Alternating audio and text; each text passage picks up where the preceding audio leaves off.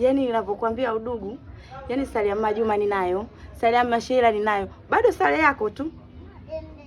Nakosaje udugu wangu kukata sare yako kama unaponijua mimi?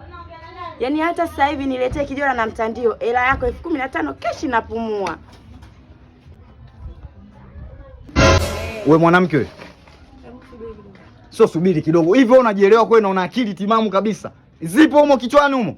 Au wage zinakusumbua? Yaani haiwezekani Januari hii, mtoto umeshindwa kumnunulia hata uniform mpya, begi, daftari, Yaani anaenda tu kama vile zuzuzuzula. Sasa mtoto wako anavaa hivi, shati kama limelambwa na nyoka, limetafunwa na ng'ombe. Januari watoto, ina maana unashindwa kumnunulia uniform huyu mpya huyu akapendeza. Pale unasema mtoto atakishua.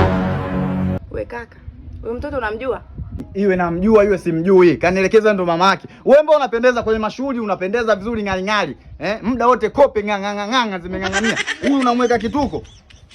Yaani inawezekana vipi mtoto kama huyu unamwacha mchafu, Una uchungu naye kama nani?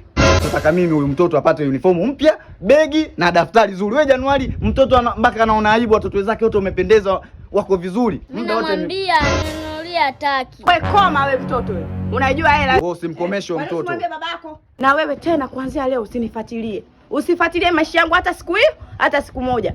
Ujui bajeti yangu. Bajeti gani wewe? Yaani kwa hilo.